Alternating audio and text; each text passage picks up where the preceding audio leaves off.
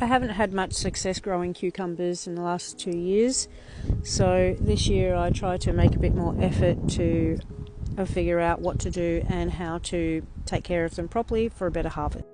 So I'm just going to show you what's been happening with my plants anyway, but this type of thing here, it looks like it's just dry leaves, but it's actually a fungal infection or a disease, so they need to be removed, and I'll probably remove this as well. It's very common to find it in like the curcubits family, which is like the zucchini, cucumber, pumpkin and melons as well. The other thing I want to show you here is this stem has completely dried out. I'm not sure why it's happened. It could be the rubbing here, but it's quite a large gap. I'm wondering if something has actually eaten that. So I'm going to remove this plant. What I will do instead, or in replacing that, is actually put a new seed in. Then that way I can see how it reacts with sowing directly. So the next thing I've learned is to remove the suckers, which, like a tomato, cucumbers have suckers.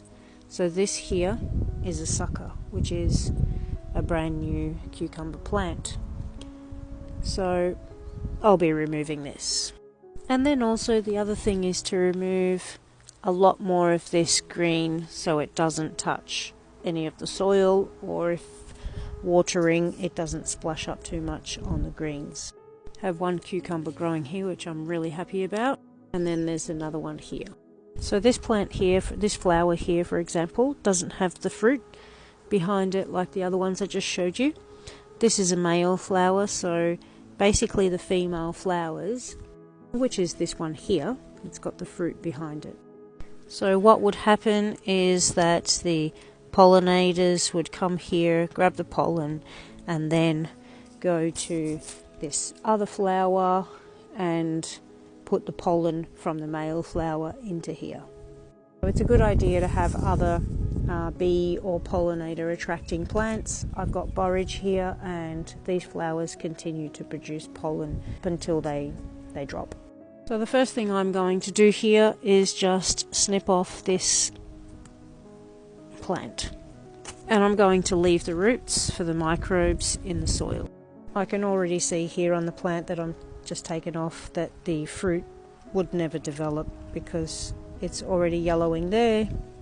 This one's all shriveled up, and then this one is beginning to yellow here as well. So out it comes without feeling guilty. Normally I'd say, okay, well, we'll just leave it here and see what happens, but no, just get rid of it. So basically after each snip, I'm going to wipe it with the methylated spirits. So just like this. This one's pretty badly affected, so there we go.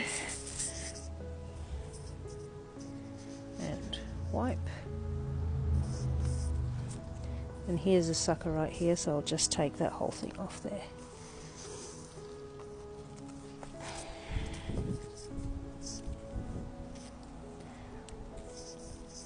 This one actually had a fruit here. That's the main thing that worries me, that like I'm doing something wrong there. That's just like tomatoes. You do the same thing. So I wonder if, like a tomato, this will fruit or root. Might try that, just for experimental purposes. Okay, so this is what I've done. Looks pretty bare, but we'll just have to wait and see how we go. I mean, it's pretty cold right now anyway. I'm just gonna have to risk it. This plant looks pretty happy. I'm going to put this in a net bag so that nothing eats them, but I do have some beetles around here, so hopefully everything's going to be okay.